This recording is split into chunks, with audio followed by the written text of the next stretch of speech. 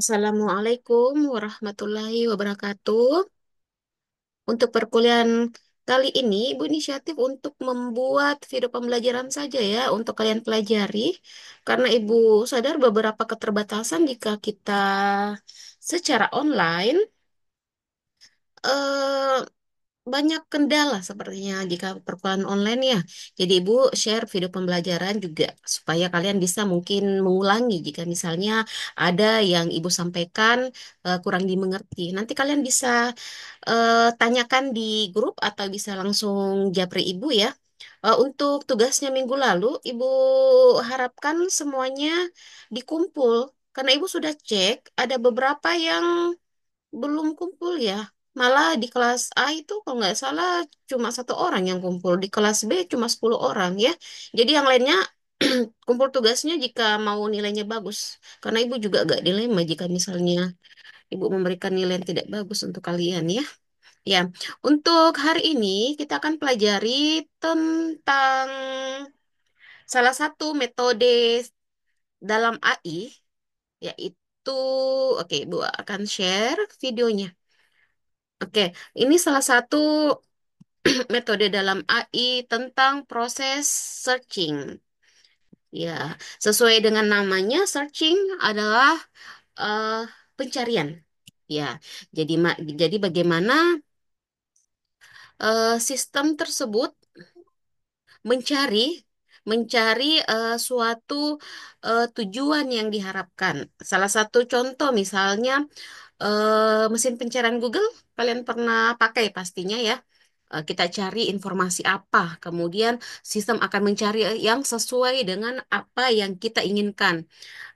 Contohnya lagi, misalnya kita mau mencari rute. Google Maps misalnya, kalian ketik tujuannya apa, kita akan diarahkan jalur tercepat untuk mencapai tujuan tersebut. Nah, untuk materi ini kita akan pahami bagaimana sistem dalam proses searching itu bekerja, mulai dari algoritmanya, terus ada beberapa jenis dalam searching dan sebagainya ya.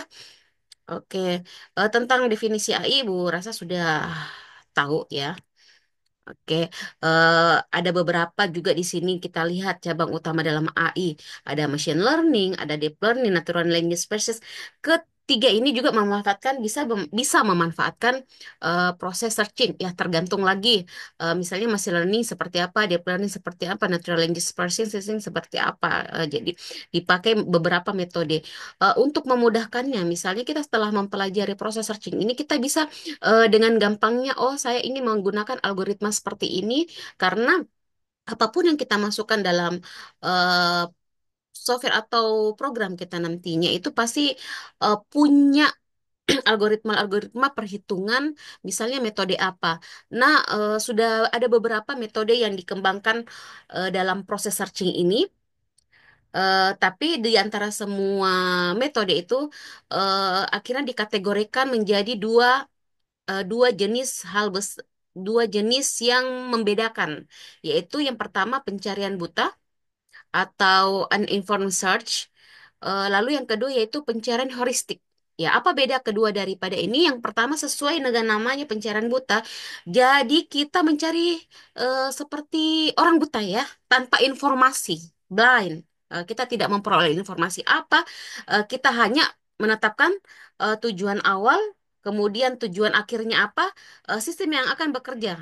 Jadi seperti apa itu pencarian buta? Nah, ada nanti beberapa metode-metode lagi di dalamnya untuk mendapatkan solusi yang kita inginkan. Kemudian yang kedua itu pencarian heuristik. Berbeda dengan pencarian buta, pencarian heuristik ini kita masukkan informasi.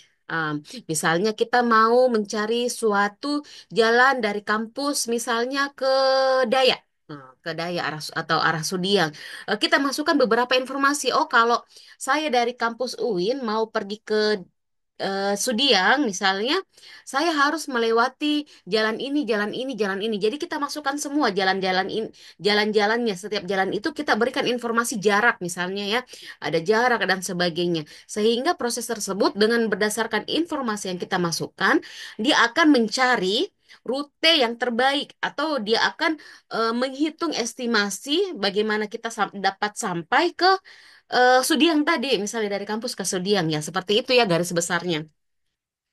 Eh, Oke, ada beberapa yang harus kita pertimbangkan dalam menentukan metode apa yang ingin kita gunakan, yaitu completeness. Completeness itu komplit. Apakah saya menggunakan metode ini dapat memberikan solusi yang komplit atau dapat dapat menemukan solusi yang saya inginkan tanpa adanya kendala, ya. Kemudian time complexity, waktu. Jadi kita ingin membuat program tersebut istilahnya loadingnya tidak lama, dia langsung waktunya itu singkat untuk menemukan solusi yang kita inginkan. Space complexity, ya berapa banyak memori yang kita perlukan.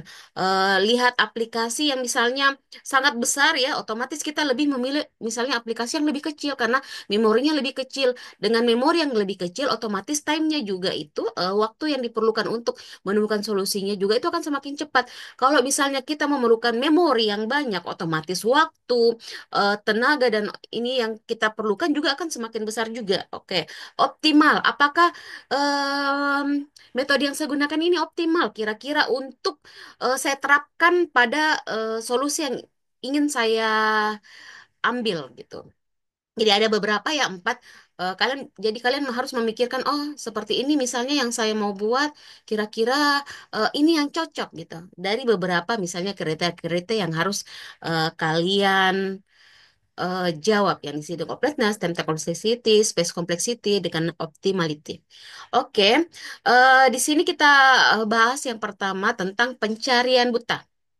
Ada BFS, Breadth First Search, DFS, DLS, UCS, IDS, BDS, ya. Sangat banyak ya sebenarnya. Makanya tadi waktu awal disampaikan bahwa metode searching itu sebenarnya banyak sekali. Karena semakin tahun orang akan mengembangkan beberapa metode. Ya tidak menutup kemungkinan besok-besok kalian akan menemukan suatu algoritma baru, misalnya coding-coding baru untuk program tersebut sehingga dapat digunakan dalam proses AI misalnya.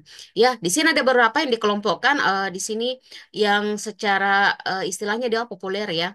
Ada BFS, DVS ya. Ini mungkin agak lama metode yang lama tapi masih paling populer yang sering digunakan ya.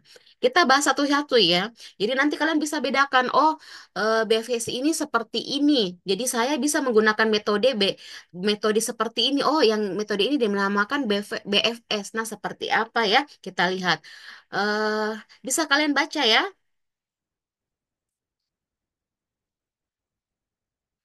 Oke, secara gambarnya mungkin kalian bisa melihat gambar ini mungkin supaya lebih mudah dipahami. Jadi untuk proses BSF, eh, ini namanya level ya, level satu, level 2, level 3 ya. Jadi ada 3 level. Di masing-masing level ini ada lagi percabangannya, atau biasa juga disebut pohon hierarki ya, pohon hierarki. Jadi kayak pohon itu kayak bercabang-cabang lagi. Dengan metode BFS, yang dilakukan adalah menyelesaikan semua level, kemudian baru lanjut ke level berikutnya. Ya, jadi contohnya ke A dulu, kemudian B. Dari B ini nggak boleh langsung turun ke bawah, ke cabang selanjutnya. Tapi kita harus melihat ke C dulu, ke D dulu. Jadi diselesaikan setiap level dulu, baru ke lanjut ke level berikutnya. Dan level level yang terakhir ini, dua cabang yang terakhir yang paling sebelah kanan, tidak boleh langsung misalnya dia langsung turun ke levelnya di percabangannya, tapi dia kembali ke yang paling kiri gitu. Jadi dia bertahap step by stepnya. Nah, nanti ya seperti itu ya. Misalnya example perjalanan. Ya ini misalnya kita mau dari Arat ini ya. Ini kan melalui beberapa kota ya. Nah, jadi dia akan mencari, dia dia telusuri semua daerah-daerahnya ini, oke, ya oke, dia telusuri semua kota-kota ini, baru sampai ke sini. Nah, jadi kalau kalian berpikir, sangat banyak kota dan percabangannya sangat banyak, kemudian ada juga yang level misalnya yang agak jauh dan sebagainya yang tidak berhubungan dengan itu. Kalian bisa perkirakan, oh BFS ini optimal enggak ya? Eh, Sebenarnya optimal, tapi membutuhkan waktu yang banyak tadi, time complexity-nya besar gitu. Waktunya besar. Tapi kalau misalnya itu ya kita ini ya, oke, It's- oke, arat. Dari arat ke sini kita tetapkan level-levelnya. Level yang pertama dia harus melewati ini serin, sibau, kemudian misalnya ini ya, dia levelnya percabangannya istilahnya. Jadi percabangannya misalnya apa ini Timisora, percabangannya yang ke bawah ini ya, ini ke sini ya. Jadi dia satu-satu dicari. Eh, Dia harus ke sini dulu, cicit, kemudian lanjut ya. Ah, ke sini dulu, kemudian tanpa melihat yang di bawah-bawahnya dulu, ke sini ditelusuri semua di sini, kemudian kembali lagi ke sini, percabangannya dilihat, kemudian lanjut ke level berikutnya. Jadi dia telusuri semua daerahnya, kemudian dia akan menentukan. eh, ada beberapa kelemahannya di sini, keuntungannya ya, ya keuntungan ya. Oke, tunggu dulu ya Ibu sekali. Oke, keuntungannya di sini. Karena dia mencari satu-satu, tidak mungkin tidak ketemu. Ya kan? Seperti itu nih, istilah ininya kasarnya lah. Dari atas kita cari satu-satu kotanya, tidak mungkin tidak ketemu solusinya. Ah, Kemudian, ah, jika misalnya dia berada di yang menguntungkan, apabila dia berada pada level yang pertama, ya tidak perlu ini lagi untuk mencari lagi yang percabangan-cabangnya karena sudah ada.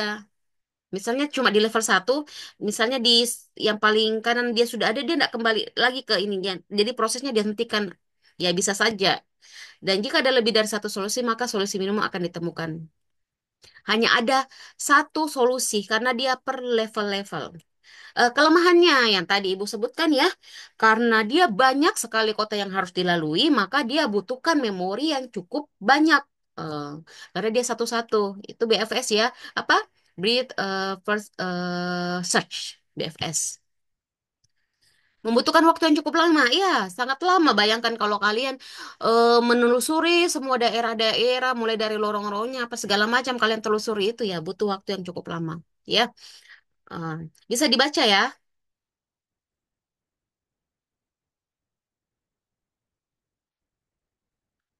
Bisa dibaca untuk metode yang kedua. Tadi itu BFS ya. Um, Perlu kalian ingat sekarang metode yang kedua, deep first search. Dari namanya mungkin kalian bisa tangkap oh di kedalaman. Oh mungkin dia ke dalam dulu gitu. Kayak gimana ya? Nah ini bisa kalian baca ya.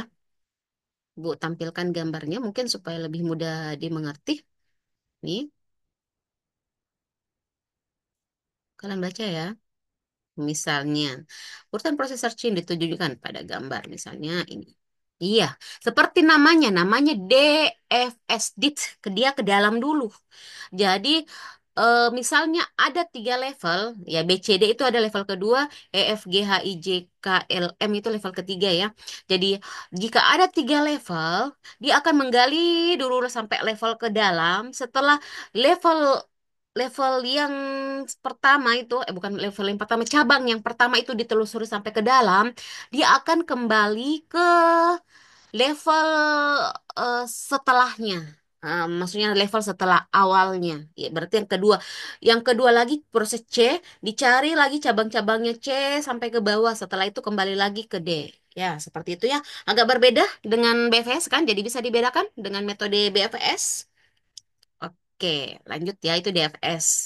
Jadi bisa kalian, oh ini DFS ini kira-kira saya gunakan bagusnya untuk apa ya? BFS ini bagusnya untuk apa ya? Jadi kalian punya pengetahuan ya untuk melihat em, metode mana yang bagus kalian eh, dapatkan atau metode apa yang bagusnya kalian gunakan. Oke.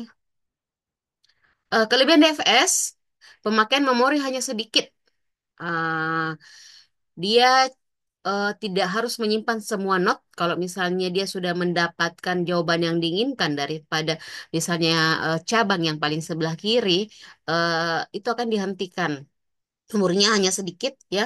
Jika solusi yang dicari berada pada yang masalah, kalian bayangkan jika misalnya solusinya itu pada level yang paling sebelah kanan. Otomatis dia akan setengah mati. Dia cari terus ke bawah. Setelah cari semua titik, ya tetap saja harus ditelusuri dari ini ya, karena harus ditelusuri yang harusnya misalnya dia berhenti pada level ketiga, tapi solusinya misalnya ada di level kelima pada pojok lagi sebelah kanan. Otomatis kan itu akan menghemat apa memboroskan ini ya waktu dan sebagainya. Beda dengan BFS apabila misalnya levelnya sudah sampai pada level 3 misalnya ada level keempat dan yang kelima, program akan dihentikan pada level ketiga tersebut karena sudah menemukan solusi. Nah, kalau daripada yang apa yang kelemahannya ya, ya apabila misalnya DFS itu paling sebelah kanan ininya, ya sangat susah untuk menemukan, perlu waktu yang lama. Kelemahannya DVS ini juga merupakan kelebihannya. Misalnya dia paling pojoknya, maaf tadi ya, paling paling ini ya, yang awal kita sudah menemukan, dari awal kita sudah telusuri level yang paling bawah, misalnya ada levelnya sampai 100. Tapi kebetulan di cabang yang pertama itu walaupun dia misalnya dapat di 100, dia akan eh, langsung menghemat waktu pencarian kita karena kita tidak usah melihat cabang-cabang berikutnya, misal sampai cabang sebelah kanan itu juga ya. Jadi agak ini ya, sebenarnya DVS ini timpang juga. Di salah satunya misalnya kita di cabang yang pertama juga sudah dapat menemukan solusi. Ya, namanya pencarian ya. Jadi betul-betul dia mencari setiap titik-titiknya, baik berupa metode DVS kah atau misalnya metode BFS. Mungkin bisa dipahami ya. Heeh. Ini ya kelemahannya. Jika pohon yang dibangkitkan mempunyai level yang dalam tak terhingga. Ya, kelemahannya dia apabila levelnya itu tak terhingga banyaknya. Nah, bagaimana caranya untuk mencari jika levelnya tak terhingga? Misalnya jalan ya. Jalan ini misalnya punya lorong-lorong. Lorong-lorong ini kecil sekali. Punya lorong lagi. Pokoknya kita sudah nyerah lah. Jalannya tuh sudah bercabang-cabang sekali. Makanya kita akan kesulitan untuk menemukan solusinya. Karena untuk satu cabang saja ini dia punya banyak level ke bawah. Eh, jadi kapan kita mau pergi ke cabang berikutnya? Nggak bisa lagi. Kita nggak menemukan solusi daripada itu ya. Kemudian jika terdapat satu dari lebih dari satu solusi yang sama, tapi berada pada level yang berbeda, maka DVS tidak ada jaminan untuk menemukan solusi yang paling baik. Em, Maksudnya jika levelnya itu beda-beda, kita akan kesulitan kira-kira misalnya jarak ini yang mana sebenarnya yang terbaik karena sudah menelusuri beberapa ini ya percabangan-percabangan level-level yang lebih tinggi lagi. Oke, itu ya sekarang ada dua BVS dengan DVS. Mungkin kalau dari gambar kalian bisa langsung paham, oh BVS seperti ini dia merujuk pada setiap not-not. Not-not itu apa? Setiap cabang-cabang kemudian lanjut ke level berikutnya. Kalau DFS dia melihat ke bawahnya. Kemudian metode yang ketiga ada lagi namanya DLS. Ya, tadi DFS banyak kelemahan mungkin ya, mengatasi kelemahan DFS yang tidak komplit tadi. Sebenarnya DFS bagus, ya menghemat jika misalnya dia hanya pada satu dua cabang kita cari sudah dapat titik terendahnya, dalam istilahnya levelnya itu ada akhirnya lah. Itu bagus sebenarnya. Tapi kalau yang levelnya dia tidak berhingga, nah ini yang DLS ini muncul untuk mengatasi lah kelemahan Deves tadi yang tidak komplit tadi. Eh, DLS karena keterbatasan dari tadi DFS itu levelnya tidak terhingga. Nah, DLS ini langsung memasukkan saya mau levelnya dia harus langsung menentukan level maksimumnya. Jadi tidak terhingga lagi. Jadi masukkan ke level maksimum, ya. Bisa dibaca ya.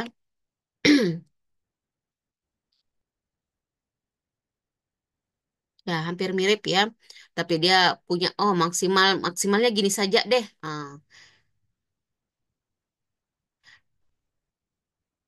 Ya, algoritma DLS sama dengan algoritma DFS. Cuma di penelusuran grafnya ditentukan dahulu berapa BTS maksimum. Pencariannya juga tadi mulai dari node yang pertama, kemudian ditelusuri ke dalamnya, kemudian lanjut ke node yang berikutnya. Jadi tidak mungkin tidak menemukan solusi karena DFS ini memberikan batasan maksimum. Beda yang DFS -nya tadi betul-betul pencarian buta. Kita tidak tahu akan ada level-level berapa gitu. Oke, kelebihan dan kekurangan komplit. Ya, mungkin nanti kalian bisa mengatasi, oh metode ini kalau misalnya bikin algoritma sendiri, oh metode ini kelemahannya di sini saya membuat algoritma yang lain untuk menutupi ini. Ya, begitulah. Makanya proses searching itu metodenya sebenarnya banyak ya. Mm-mm. Contohnya nih ya, kita lihat di sini metode yang digunakan. Batas kedalamannya ada berapa? Tiga. Ya, ini satu, dua, tiga. Oke ya. Eh, Contoh ya, ya. Urutan dikunjunginya satu, dua, lima, enam, eh, lima, enam, ketiga ya per level ini yang DLS ya ketiga diselesaikan di sini tujuh kemudian keempat ya. Dia dibatasi eh, ya. Oke, penerapan. Tentukan kedalaman simpul yang tadi ya, misalnya simpulnya N sama dengan 5 ditentukan kedalamannya. Jadi tadi setelah sampai ke 5 yang dikunjungi, kembali kembali ke not yang berikutnya atau cabang-cabang berikutnya. Ya, algoritmanya masukkan simpul akar, simpul 0,0. Oh, oke ya. Kemudian metode yang berikutnya apa? Ada BFS, DFS, DLS. Sekarang Uniform Cost Search, UCS. Ada istilah cost, biaya. Ah, jadi kalau misalnya BFS, DLS dengan DFS hanya memikirkan misalnya saya mau mencari rutenya hanya jarak sekian, tapi kalau UCS dia pikirkan namanya biaya. Ya, dia urutkan biaya dari yang paling kecil sampai yang terbesar. Hmm. Jadi dia bagaimana saya sampai di solusi ini dengan biaya yang saya keluarkan itu sedikit gitu. Kalian akan mengerti jika nanti Ibu akan bawakan ke namanya program TSP apa Traveling Salesman Problem. Contoh ya untuk penggunaan tadi UCS ya, cost. Di sini misalnya ada biaya-biayanya. S ke A itu 5, S ke B itu 8, S ke 12 itu 12. Sekarang kalian lihat dari cabang-cabang ini untuk sampai S ke G itu bagusnya lewat mana? Yang biayanya paling minimal yang mana? Yang mana? SAG kah atau SBG kah atau SCG? Berdasarkan biayanya. Oke. Kalau kalian telusuri, yang paling kecil biayanya yaitu S ke B 8 ya. 8 tambah 10 dibandingkan misalnya ke S ke A ke G itu 12 ya. Jadi yang paling sedikit biayanya SBG ya. Itu ya maksudnya ya. Jadi kita tidak tinjau lagi SAG-nya dengan SCG-nya. Jadi kita pakai yang SBG biaya. Kemudian metode yang kelima ada namanya iteratif deepening search, deep ya ke bawah ya, ya menggabungkan. Nah dia eh, it- in- iteratif ya iteratif. Namanya iteratif ya. Jadi dia gabungkan metode BFS kemudian metode DFS. Kelebihan daripada BFS itu tadi yaitu pencariannya bakalan komplit karena dia setiap not-not dia telusuri. Ah, kemudian kelebihan daripada DFS itu kelebihannya apabila dia hanya berada pada misalnya dua percabangannya saja dia akan menghemat memori karena dia tidak menelusuri setiap not-not cabang-cabang lagi. Dan jadi dia cuma mengambil level satu level per level, kemudian lanjut ke cabangnya. Jadi space complexity-nya dia rendah, atau membutuhkan sedikit memori, ya. Ya, contoh dari metode, oke, IDS, ya, iterative dependent search ini ke time complexity-nya jadi tinggi ya, karena dia sistemnya seperti gini. Misalnya ya, eh, state awalnya dia di A, goal state itu di L. Kalau kalian berpikir kira-kira bagusnya di BFS atau DFS. Nah, kita lihat IDS ini seperti apa. Nah, ini ya. Jadi dia langsung ini, harusnya dia nyala-nyala ya. Eh, jadi dia ke B ya, yang tadi misalnya DFS apa, yang BSF harusnya dia per not gini ya. Dia di sini. Kalau yang di sini dia akan ke sini, tapi dia batasi dulu, langsung dicari dari sini, kemudian lanjut B G H, lanjut ke C I J, ya dia per not dulu. Ini yang kalau misalnya BFS kan B C D E F, kemudian G H G H I J gitu kan. Kalau DFS A B G H Q R, kemudian C I J ya. Kalau misalnya IDS ke A, kemudian ke B G H, oke stop. Kemudian lanjut ke sini lagi C I J, stop. Kemudian langsung lanjut ke D K L ya. Jadi dia telusuri ya cara sistemnya ya. Nah, jadi lebih cepat.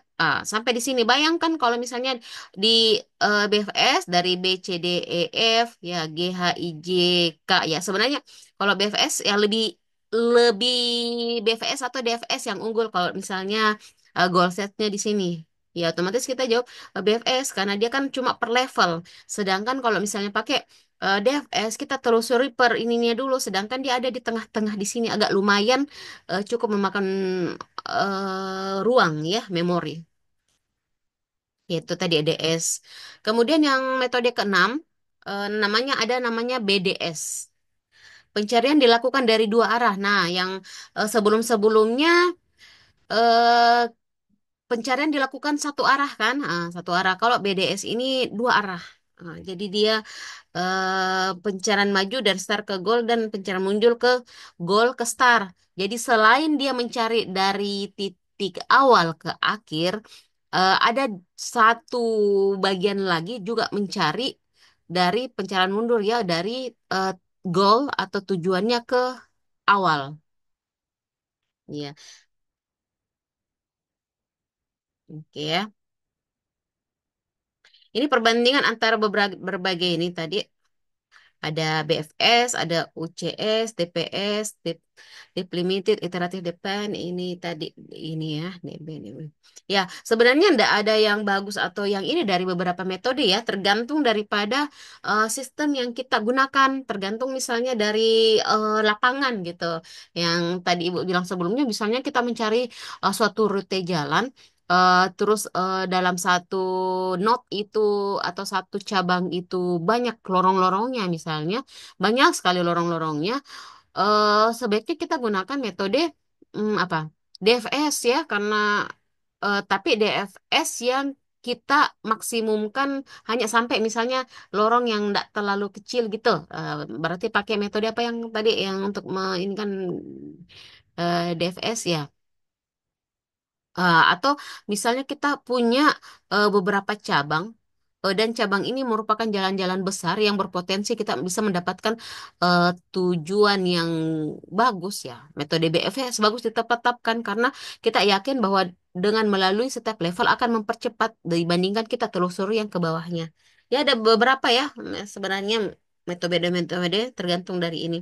Nanti akan tampak misalnya kalian sudah running programnya, lihat berapa lama dalam menentukan. Iya, kalau dalam memprogram bisa saja kita gunakan perbandingan dari beberapa metode. Jadi kita bandingkan kira-kira kalau saya gunakan metode ini waktu untuk running programnya ini seberapa lama misalnya dibandingkan dengan saya gunakan yang ini gitu. Ya, ini ya kelebihan dan kekurangan bisa kalian baca ya. Oke.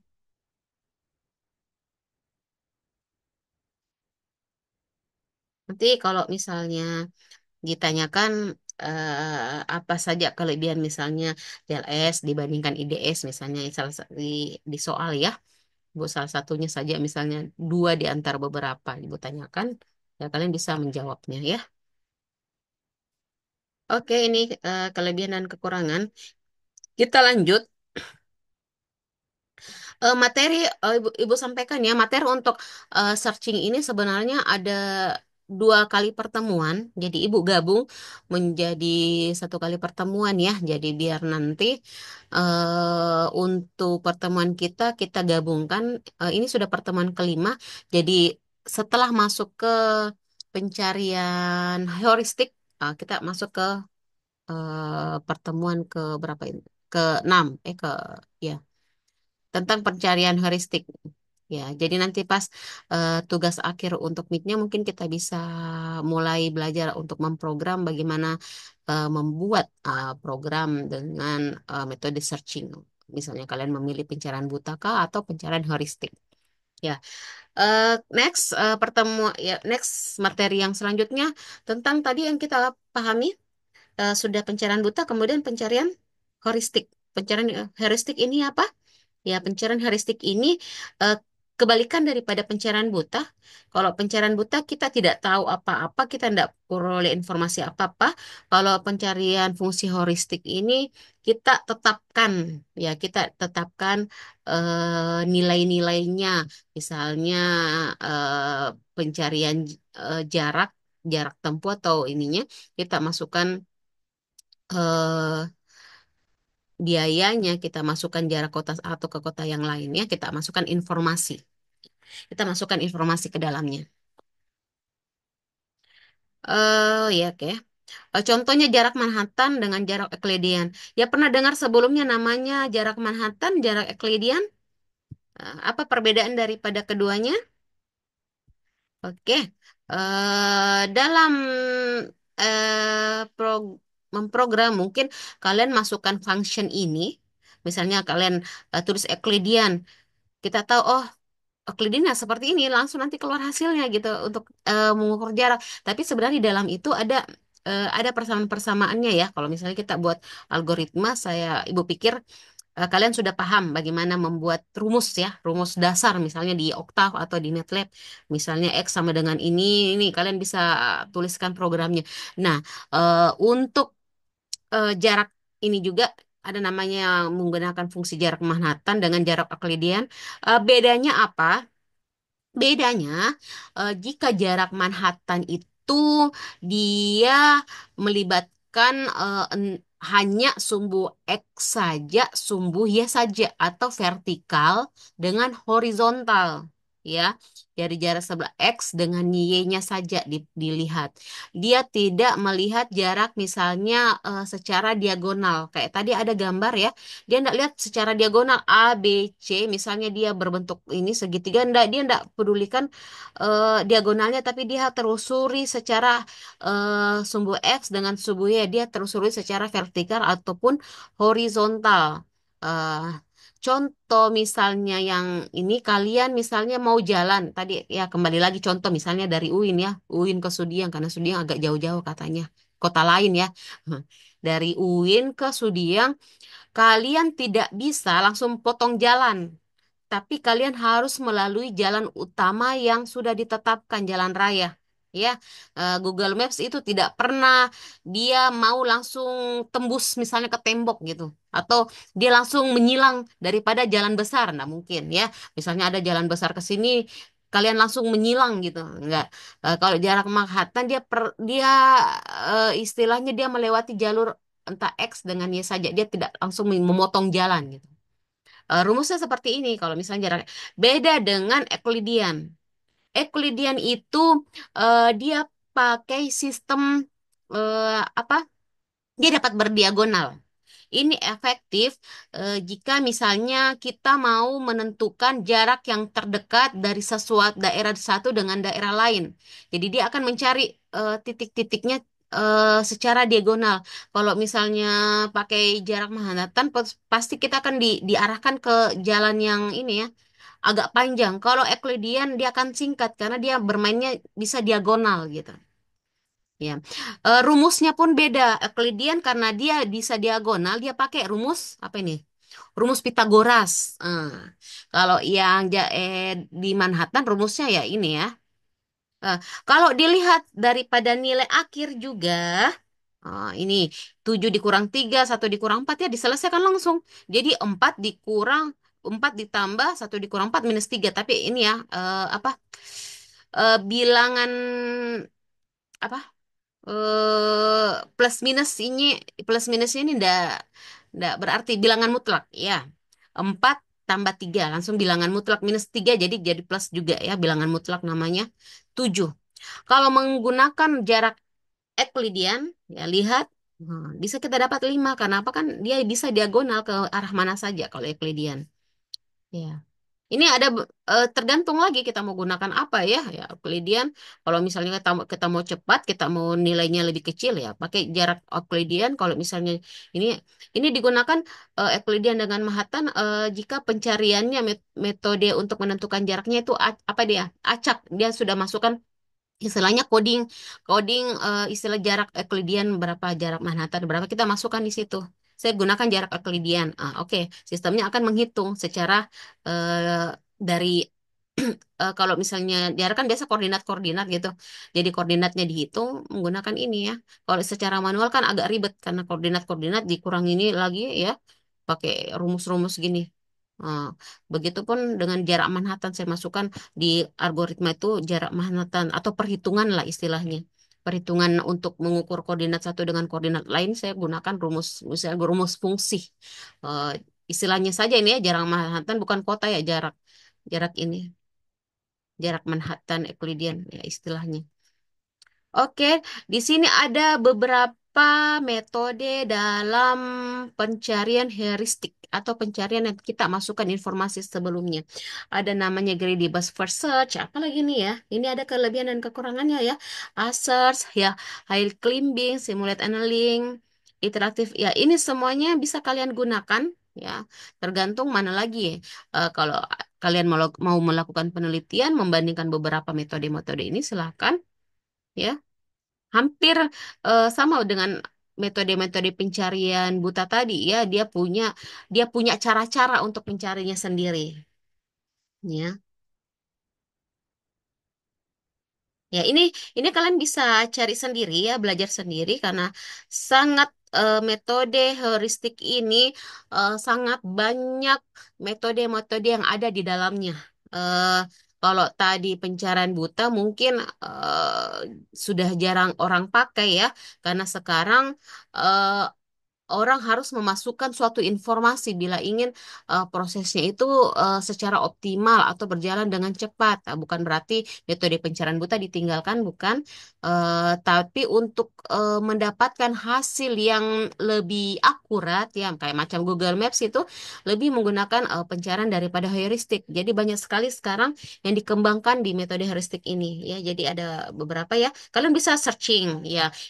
Minggu lalu Ibu sudah izinkan se AI, bagaimana AI memanfaatkan AI, bagaimana kuliah kecerdasan buatan ini kita manfaatkan lagi AI. Tidak mungkin kan kita mempelajari kecerdasan buatan tapi Ibu membatasi untuk kalian manfaatkan AI yang ada misalnya ChatGPT, kalian bisa dapat informasi dari situ ya untuk lebih paham lagi. Tapi mirip-mirip lah tadi caranya kayak gitu, ada cara-cara tersendirinya dari beberapa metode ini. Mungkin hanya memasukkan cara ini, itu bisa menjadi metode yang baru. Kalau dibahas satu-satu panjang ya. Salah satu yang paling oke, tunggu dulu ya. Aduh, kenapa ini? Oke, salah satu yang paling sering atau yang paling populer digunakan dalam metode pencarian ini ada yang namanya masalah traveling salesman problem atau TSP. Ya, seperti namanya sales ya. Ibaratnya sales akan melalui setiap kota ya mencari jarak terpendek untuk mengunjungi setiap kota. Kita ketahui sales ya sudah ada metode metode apa tadi cost-nya. tak mementingkan biaya, mementingkan kota yang kan sales harus melalui beberapa kota ya, untuk memasarkan misalnya produknya. Jadi satu-satu dia datangi, tapi dengan estimasi waktu yang tercepat. Kan ada namanya misalnya kayak kita sudah ke kota A, tapi saya mau lanjut ke kota B, tapi kok mutar gitu ya. Misalnya dari manakah? Kita mau ke Bone kan banyak banyak jalan untuk ke sana, tapi belum tentu dari yang kita mau pergi ke sana itu jaraknya sama. Nah, ada jaraknya yang tambah memutar malah, ada yang tambah ini ya. Kalau traveling untuk algoritma traveling salesman problem dia akan mencari rute yang terdekatnya dengan biaya yang paling minimal. Oke ya.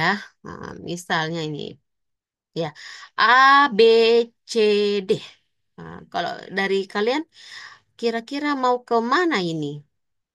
Ya, dia harus melewati setiap kota. Oh. A, B, C, D dia harus lewati ke sini dulu, baru bisa ke sini, bisa ke sini, bisa ke sini. Ataukah dari sini ke sini? Kan beda-beda kan biayanya.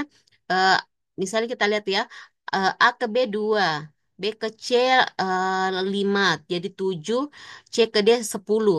Oke, oke, kita coba cara lain. Misalnya saya mau A ke C 4, C ke B 5, 9, 9, kemudian B ke A 2, 9, 10, 11, ke D 1. Oh, berarti sudah berapa? 13 ya, lebih banyak lagi. Kita coba lagi. Jadi dicoba segala macam kemungkinan hingga mencapai nilai yang optimal. Seperti itu ya. Nah, contohnya ini. Contoh programnya seperti ini. Jadi dicari satu-satu. Kalau kita tidak pakai komputasi untuk membantu, kita pakai manual. Bayangkan bagaimana ribetnya. Ini baru 4 kota. 4 kota dengan nilai-nilai yang ini ya. Bagaimana kalau misalnya kita melalui 20 kota, misalnya agak ribet. Kalau misalnya kita cari secara manual. Makanya dikembangkan sistem AI, sistem AI dalam proses pencarian ini sehingga mendapatkan nilai-nilai yang paling optimal. Oh, ternyata saya dapatkan lintasan yang paling sedikit yaitu 6. Di mana 6-nya ke B dulu, baru ke A, baru ke D, misalnya baru ke C. Nah, kita bisa ambil yang ini ya.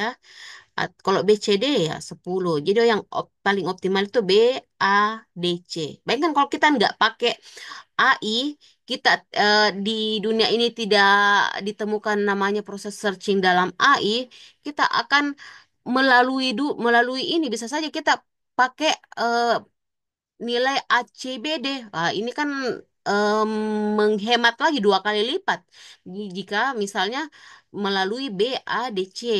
Tapi dengan adanya program searching ini eh, user menggunakan memudahkan pengguna dalam menentukan hasil yang lebih optimal. Oke ya. Ini Ibu sudah buat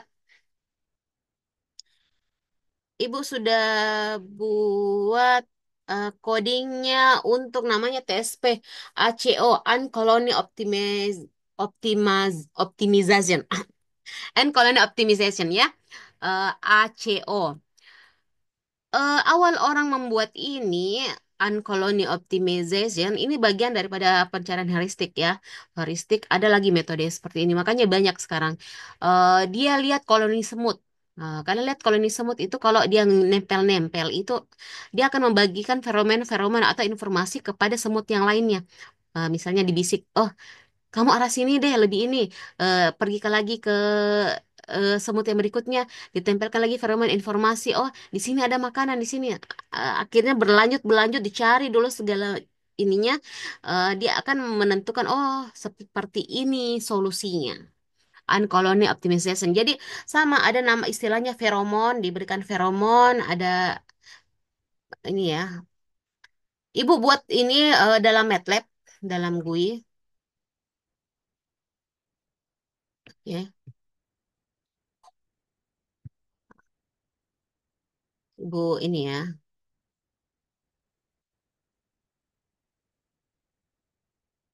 Oke, stop share. Ibu akan buka untuk, oh ya, oke, nah, oke, untuk MATLAB-nya. Ya, sudah ada sebenarnya program MATLAB-nya akan Ibu cari ya. Ya, wah, tertutup otomatis. Oke, nanti Ibu share ini ya, program MATLAB-nya. Oke, eh untuk kuliah hari ini kita sudah tahu tentang metode searching. Ada pencarian buta, ada pencarian heuristik, pencarian buta metode-metodenya, heuristik pun seperti itu. Contoh aplikasinya misalnya TSP, Ibu lupa ininya. Untuk menyimak bagaimana TSP itu atau cara pembuatan programnya, kalian bisa nonton video ini ya. Ini salah satu video yang ada. Sebenarnya banyak kalau misalnya kalian mau cari-cari video pembelajaran. Codingnya pun kalian bisa mudah dapatkan. Misalnya kalian masukkan chat GPT. Ah, yang penting itu kalian tahu seperti ini ya. Ini untuk GUI-nya ditentukan tentang tes ini. Ada sebelumnya yang pernah buat GUI ya, bisa buat buat di sini ya, figur. Ini maksudnya figur gambarnya ada, kita tentukan positionnya di sini. Input di input parameter ya, bukan ini ya. Oke, yang ininya fungsi utama peniran ACO ya, dimasukkan semuanya string. Kalau di MATLAB ini dia sudah punya kayak ini random non cities. Dia sudah punya istilahnya suatu daerah, suatu mapping dengan beberapa jarak-jarak kota di situ. Kita bisa buat sendiri, misalnya mengganti dengan kota yang kita inginkan dengan memasukkan longitude attitude-nya, hmm. Memasukkan koordinatnya di situ, ya. Ya, jika kalian tertarik mengambil penelitian tentang searching, nanti kita bisa diskusikan lebih lanjut ya. Jika misalnya kalian punya ide penelitian, oh Bu, saya mau mencari proses searching seperti ini. Misalnya saya mau pakai MATLAB, gimana caranya? Ya, silakan ya. Silakan bertanya jika kalian masih punya pertanyaan untuk kuliah kita hari ini. Silakan kembangkan ide-ide kreatifnya kalian, kembangkan kreativitasnya kalian untuk melahirkan sesuatu yang dapat bermanfaat bagi orang banyak. Untuk tugasnya ya sama, bedanya kalian tidak usah buat programnya, kalian cukup membayangkan, mengeluarkan ide-ide kreatifnya kalian. Kira-kira saya mau menggunakan metode searching ini dalam hal apa ya? Misalnya, nggak apa-apa, misalnya TSP, tapi kalian eh, jelaskan permasalahannya. Misalnya, kenapa saya mau buat metode ini seperti ini. Kemudian saya akan memasukkan misalnya jarak jarak dari ini dengan ini, dan sehingga saya punya aplikasi yang berguna untuk ini gitu. Atau saya mau proses searching, misalnya saya mau cari barang saya. Jadi saya masukkan input-input, misalnya letak-letak yang biasanya saya gunakan nah, untuk mencari misalnya ini gitu. Atau saya mau misalnya buat kayak Google. Ya, Google mencari informasi dalam website seperti ini. Itu kan kayak Google juga mesin pencarian ya, pakai logika seperti itu. Jadi dia cari segini gini gini. Atau saya mau mencari apa ya, kamus gitu toh, kamu buat suatu kamus elektrik ya, kalian ceritakan ya tentang ininya. Nanti minggu depan ya kita langsung masuk tadi ya. Jadi Bu, eh, Ibu belum bisa ini. Mungkin agak lama waktunya lagi kalau misalnya Ibu jelaskan ini. Jadi minggu depan kita masuk pemrograman metode searching atau pemrograman TSP dulu ya. TSP dengan menggunakan MATLAB. Ya, jadi tugasnya ini. Jadi berikan penjelasan ide-ide kalian. Disertai foto tidak apa-apa, atau ada yang sudah mahir mungkin menggunakan chat GPT untuk membuat suatu algoritma, membuat suatu coding. Ya, tidak apa-apa. Misalnya kalian mau coba-coba, tidak apa-apa ya. Jadi kalian ini ini semakin kreatif, semakin lengkap tugasnya kalian, semakin tinggi nilainya. Oke, tugas dikumpul di Lentera. Ya, demikian kuliah kita hari ini. Materi yang Ibu sampaikan, Ibu akhiri dengan ucapan wabillahi taufiq wal hidayah. Wassalamualaikum warahmatullahi wabarakatuh. Jangan lupa tetap belajar, walaupun kita dalam tahap WFA, tetap semangat semuanya ya. Terima kasih sudah menyaksikan sampai akhir.